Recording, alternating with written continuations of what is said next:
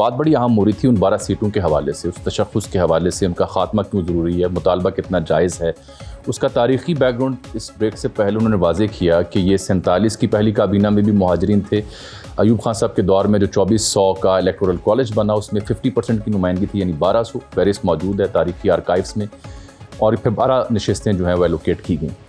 وہ کہتے ہیں جی کہ یہ فنڈز کھاتے ہیں اور یہ حکومتیں بنانے اور گرانے میں استعمال ہوتے ہیں، یہ وسائل پہ قابض ہوتے ہیں، پنجاب سے اور دیگر علاقوں کے رہنے والے ہیں، یہاں دیگر مراد سے مستفید ہوتے ہیں. ان تمام اعتراضات میں کتنا دم ہے اور کتنے وزنی اعتراضات ہیں، ان کو دور کیوں نہیں کیا گیا؟ دیکھیے، جہاں تک تو الیکشن کے حوالے سے بات ہے، یقیناً چونکہ یہاں کا جو ہمارے مہاجرین کی نشستوں پر الیکشن ہے اس میں کچھ خرابیاں ضرور ہیں کہ وہ ہمارے الیکشن کمیشن کے اس طرح اختیارات یہاں پر نہیں ہوتے اور لوکل ایڈمنسٹریشنز جو ہیں اس کو اس طرح سے ان کا الیکشن کرواتی ہیں، تو اس کو ٹھیک کیا جا سکتا ہے، یہ کوئی اتنا بڑا مسئلہ نہیں. دوسرا، جہاں تک بات ہے فنڈز کی، آزاد کشمیر کے بجٹ میں جتنا بڑا اس کا حجم ہے، میرے خیال میں اس حساب سے مہاجرین کو جو ہم پیسے دیتے ہیں وہ نہ ہونے کے برابر ہے. کتنے دیتے ہیں؟ 12 کروڑ روپیہ سالانہ، 12 نشستوں کو. 12 نشستوں کو.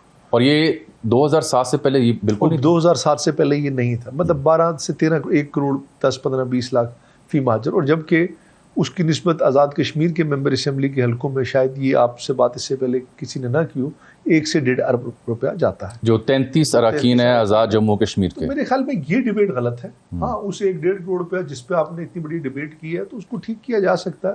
دوسرا، ایک اس میں میرا جو سب سے بڑا اس میں میرا بھی تھا، اس میں سوال بھی ہے، جواب بھی ہے کہ اگر لوگوں کے ذہنوں میں ایک سوال ہے کہ جی آزاد کشمیر کا جو الیکٹورل رول ہے وہ 33 لاکھ ہے جبکہ مہاجرین کا تقریباً 3.5 سوا 4 لاکھ ہے، تو اس میں یہ بات بھی ڈسکشن میں آئی کہ ہم ان سیٹوں کو کم کر دیتے ہیں، 5 جموں کی رکھ لیتے ہیں، 1 ویلی کی رکھ لیتے ہیں. دیکھیے، میں نے اس کا ڈیٹا دیکھا. جی اس میں بالکل آپ درست فرما رہے ہیں، 33 لاکھ سے زائد آزاد جموں کشمیر کے رجسٹرڈ ووٹر ہیں 33 نشستوں کے اوپر، اور وہ ایوریج جو بنتی ہے وہ 70,000 سے لاکھ کے آس پاس بنتی ہے. مور اور لیس یہی ایوریج جو جموں کی 6 نشستیں ہیں 19-20 کے فرق سے یہ بنتی ہے. وہاں بھی ہیلدی نمبر آتا ہے سامنے، جیتنے والے 18,000، 20,000، 25,000، 30,000 لوگ ووٹ بھی لیتے ہیں. لیکن آن دی کانٹری جو ویلی کی 6 نشستیں ہیں وہاں پہ ٹوٹل ووٹر ہی 34,000 ہے اور جیتنے والا 4,000، 5,000، 2,000.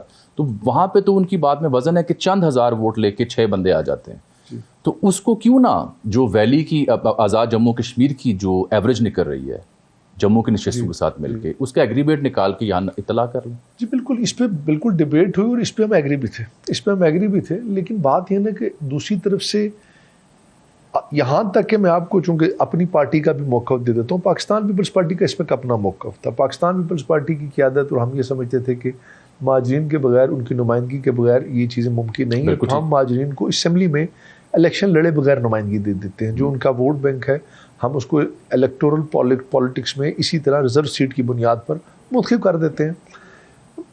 ان کا ایکشن کمیٹی کا یہ موقف تھا کہ ہم انہیں کونسل میں آپ 4 نشستیں دے دیں، اس کے علاوہ ان کا رول ختم کر دیا جائے. نون لیگ کا یہ موقف تھا کہ ایز اٹ از اس کو رکھا جائے. اب یہ 3 موقف تھے، ان تینوں میں راستے کی گنجائش تھی. کچھ سیٹوں کو کونسل میں لے جایا جا سکتا تھا، کچھ سیٹوں کو ریزرو میں لے جایا جا سکتا تھا، 2-4 نشستیں اسمبلی کی دے دیتے. معاملہ اگر حل کرنا مطلوب تھا، دیکھیے 1000 قدم چلنے کے لیے آپ کو پہلے 1-2 قدم اٹھانا پڑتے ہیں. یہ نہیں ہو سکتا. اگر اس پہ کسی کی ریزرویشنز تھیں، ان چیزوں کو بہتر کرنا مطلوب تھا تو اس کا راستہ تھا. لیکن وہ یہ بات سمجھ نہیں رہے تھے کہ یہ نشستوں کی کمی، زیادتی یا تبدیلی ایگزیکٹو آرڈر کے تحت نہیں ہونی. یہ ہے آئینی ترمیم. آئینی ترمیم کے لیے اسمبلی کے اندر آپ کو 2/3 میجورٹی چاہیے.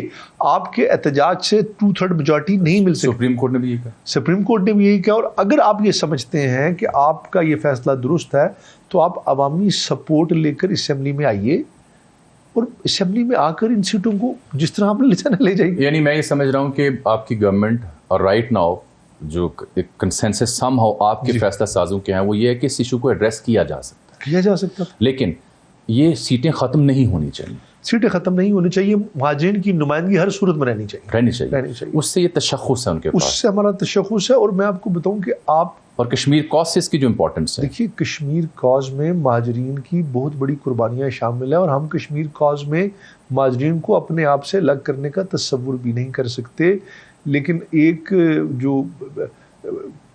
تحریک کے اندر جو ایک سوچ کہیں نہ کہیں پیدا کرنے کی کوشش کی گئی کہ شاید مہاجرین کا سارا مقصد اس الیکشن کے ساتھ جوڑ دیا گیا، تو یہ الیکشن پالیٹکس یہ امپورٹنٹ نہیں ہے ہمارے لیے، اس کی کوئی اہمیت نہیں، ہمارے لیے مہاجرین کی حیثیت اہمیت مسئلہ کشمیر کے ساتھ جڑی ہوئی ہے۔ ہم سب بساد احترام، جی میرے لیے تو ہر وہ شخص جو کشمیر کی بات کرتے ہیں انتہائی قابل احترام، پورا پاکستان، ہر مہاجر، ہر کشمیری اس کاز سے جڑا ہے، کسی کی انٹینشن پہ کوئی دو رائے نہیں ہے، نہ کسی پہ کوئی فتویٰ دیا جا سکتا ہے، لیکن یہ 12 لیٹ سے بہت کلپریٹ ہے، حکومتیں گراتے ہیں، بناتے ہیں، استعمال ہوتے ہیں، لیکن ان 12 کو 27 میں بدلنے کے لیے بھی کچھ عددی اسٹرینتھ چاہیے ہوتی ہے، وہ کہاں سے آتی ہے؟ ایک اور کیا یہ فیکٹ نہیں ہے کہ ہر الیکشن سے پہلے میرے یہی معزز اراکین نئی ٹکٹ نئی پارٹی بدلتے ہیں؟ بالکل بدلتے، اس کی بات کیوں نہیں ہوتی؟ دیکھیے میں نے آپ سے کہا نا کہ اسی چیز کو زیادہ سینسٹائز کیا گیا، حالانہ کہ جب حکومتوں کی تبدیلی ہوتی ہے تو اس میں صرف مہاجرین نہیں بلکہ ریاست کے بھی لوگ شامل ہوتے ہیں، ریاست کے ممبران بھی شامل ہوتے ہیں، تو میرے خیال میں یہ، لیکن صرف اس میں ایک جو میں پوائنٹ ضرور لوں گا کہ ہمارے کچھ سیاست دانوں نے یہ موقع فراہم کیا، وہ بھی وفاقی کیا نا کہ اس طرح کے جملے بول کے کہ جناب یہ سیٹیں ہماری جیب میں ہیں، یہ سیٹیں، یہ غیر ذمہ دارانہ رویہ میں سے یہ بہت اہم بات ہے، یہ غیر ذمہ دارانہ رویہ ہے کہ اس ایشو کو اس طرح سے ہائی لائٹ کیا گیا کہ حکومت آزاد کشمیر بنانا ہمارے دائیں ہاتھ کا کھیل ہے، یہ 12 نشستیں جب تک میری جیب میں ہیں، میں جس کو چاہوں پی ایم بناؤں، جس کو چاہوں نکالوں، گنتی 12 سے شروع کریں گے، یہ اس طرح کے جملے، اور پھر اس کا ثبوت ہم نے پچھلے آئندہ سالوں میں دیکھا اس غیر ذمہ دارانہ رویے سے۔ آپ وفاق کو ذمہ دار سمجھتے ہیں؟ میں سمجھتا ہوں، بالکل سمجھتا ہوں کہ ہمیں اس طرح کا رویہ قطعاً نہیں، نہ ہی مہاجرین کسی کی جیب میں ہے، نہ ہی مہاجرین کے بارے میں آپ کو ایسا سوچنا چاہیے کہ ہم یہاں سے شروع کریں گے اور یہاں سے اختتام کریں گے۔ اس سے یہ سوچ پیدا ہوتی ہے، اور اس سے اس سوچ کو بنیاد بنا کر لوگ اس کو دوسری طرف لے کر جاتے ہیں، جو کہ آج آپ کے سامنے ساری صورتحال ہے۔ مقبوضہ جموں میں جو نان مسلم مہاجرین گئے، پوٹوہار، پنڈی اور دیگر علاقوں سے 35 سے 40 لاکھ شاید تھے، تو وہ 370 سے پہلے ان کے پاس بھی ایک سٹیٹس تھا، جی بالکل تھا، شرنارتھی میرے خیال انہیں کہتے تھے، اس کے بعد انہیں ڈومیسائل دے دیے گئے۔ تو وہ مسئلہ کہ کوئی مہاجر ہے یا کسی مہاجر کے تشخص کے تحت کسی نے کبھی اگر پلیبسائٹ ہوا تو حصہ لینا ہے، مودی سرکار نے زبردستی اسے ختم کر دیا۔ یہ بات کیوں نہیں بتائی جاتی کہ مقبوضہ وادی کے اندر رہنے والی مسلم جماعتوں نے جب جموں مقبوضہ کے ان مہاجرین کو سٹیٹس ختم کر کے ڈومیسائل دیا تو احتجاج کیا تھا کہ یہ نہ کریں؟ تو ہم بھی یہی چاہ رہے ہیں کہ ہم ان کا تشخص ختم کر دیں۔ یہ تو ہم وہ کر رہے ہیں جو کہ خود مودی اور بی جے پی نے کیا، اور اس کا ثبوت یہ ہے کہ مقبوضہ جموں میں ہندو مسلم آبادی کا تناسب بدلا، اینڈ آپ ریسنٹ پاس سے دیکھ سکتے ہیں کہ بی جے پی وہاں سے جیتتی ہے، جو کبھی وہم و گمان میں نہیں تھی بی جے پی کی کہ جموں سے یا کسی ایسے علاقے سے جیت سکتی ہے۔ دیکھیے ہم دانستہ یا غیر دانستہ ایسی راہ پر چل پڑے ہیں جس پہ ہمیں خود اندازہ نہیں کہ ہم کیا کرنے جا رہے ہیں، ہمیں اس کا کوئی احساس اور ادراک نہیں کہ اس چیز سے آنے والے وقت میں مسئلہ کشمیر کو، تحریک آزادی کشمیر کو کتنا بڑا نقصان پہنچ سکتا ہے۔ ہم صرف اس بات سے اس وقت منسلک ہیں جو کہ ان چیزوں کو سیاست کے ساتھ ریلیٹ کر دیا گیا، ان نشستوں کو یا ان نمائندگی کو الیکشن پولیٹکس کے ساتھ ریلیٹ کر دیا گیا، اور اس کو بنیاد بنا کر لوگوں کے ساتھ اس کو جوڑا گیا اور ایک ماحول ایسا پیدا کر دیا گیا۔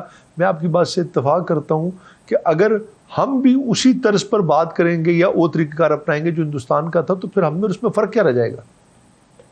یہ تو وہی راستہ ہے جو ہندوستان کا ہے، اور اس حوالے سے میں نے یہی کہا نا کہ ہم اس چیز کو دیکھنے کے بجائے ہم فوری الیکشن کو یا ان سیٹوں کے بارے میں ہمارے سیاستدانوں کے بیانات کو یا ان مہاجرین کی نشستوں پہ خرچ ہونے والے معمولی سی فنڈز کو بنیاد بنا کر ہم اس بیس کیمپ کی حکومت کے اصل مقصد سے اپنے آپ کو دور کر رہے ہیں۔ سر یہ ایک الزام یہ کہ یہ الاٹمنٹ کرواتے ہیں، وہ الاٹمنٹ کا محکمہ تو بند نہیں ہو گیا؟ اب تو 47-65 میں جب بھی مہاجرین آئے تھے ان کو جو گزارا الاؤنس ملنا تھا مل چکا۔ دیکھیں نا، یہ تو ایک ویسی متھ بن چکی ہے کہ پتہ نہیں انہیں کیا کچھ دیا جاتا ہے، ان کو الاٹمنٹ کرائی جاتی ہے۔ ایز سچ اتنی کوئی بات ایسی نہیں ہے کہ جس کو بنیاد دیکھیے، جب آپ کسی ایک طبقے کے خلاف اپنا مائنڈ میک اپ کر لیتے ہیں، آپ کو شاید یہ علم میں ہے یا نہیں کہ صرف مہاجرین نشستوں پر بات نہیں کی جا رہی، پھر یہاں پر مہاجرین کا ریاست میں کوٹا ختم کرنے پر بھی بات کی جا رہی ہے۔ کیوں سر؟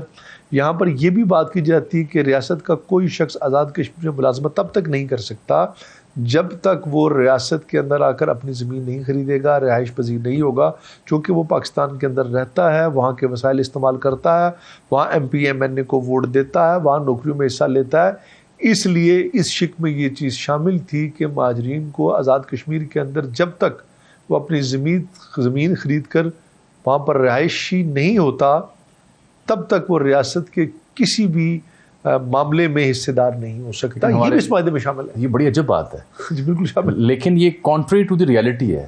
ہمارے جو معزز بہن بھائی ہیں وہ تو کسی بھی جگہ آ کے زمین خرید سکتے ہیں۔ دیکھیے زمین خریدی جا سکتی ہے، لیکن زمین خریدے بغیر جب وہ اگر وہ زمین خریدتا ہے تو وہاں وہ الیکشن بھی لڑ سکتا ہے۔ ابھی ہمارے جو کئی لوگ بھی، لیکن ان کا یہ موقف تھا ایکشن کمیٹی کا کہ مہاجرین کی اگر وہاں پہ زمین نہیں ہے، وہ اسلام آباد یا پاکستان کی کسی جگہ پہ رہتا ہے، پنجاب میں، سندھ میں، خیبر پختونخوا میں، اگر آزاد کشمیر میں وہ زمین نہیں خریدے گا، یہاں پہ اپنا گھر نہیں بنائے گا، رہے گا نہیں، تو اس وقت تک نہ وہ ریاست میں نوکری کر سکے گا، نہ وہ ریاست کی سیاست میں حصہ لے سکے گا، نیائی ریاست کے اندر اس کا کوئی رول ہوگا۔ یہ بھی ان کی اس شک کے ساتھ انہوں نے یہ پوائنٹ، اور نہ ہی وہ ملازمت کی کسی کوٹے میں اس کا حصہ ہوگا۔ یہ بھی مطالبہ؟ جی مطالبہ۔ یہ ویسے ان کے تشخص کے ساتھ جی وہ لوگ جو لٹ پٹ کے آئے، جی اپنی زمینیں، جائیدادیں، پوری نسل تباہ کر کے آئے، اور وہ اس امید پہ، اس تشخص کو فخر سے اپنے سینے پہ سجائے ہوئے ہیں، ان کے ساتھ زیادتی نہیں ہوگی پرنسپلی؟ دیکھیے ہم نے حقوق کو کسی دوسرے انداز سے دیکھنا شروع کر دیا۔ میں تھوڑا سا اس دوسرے کانٹیکسٹ میں چلا جاتا ہوں، چونکہ میں کشمیری بھی ہوں اور میرا پاکستان کے ساتھ ایک رشتہ بھی، اور میں سچ کی بنیاد پہ بات کرتا ہوں۔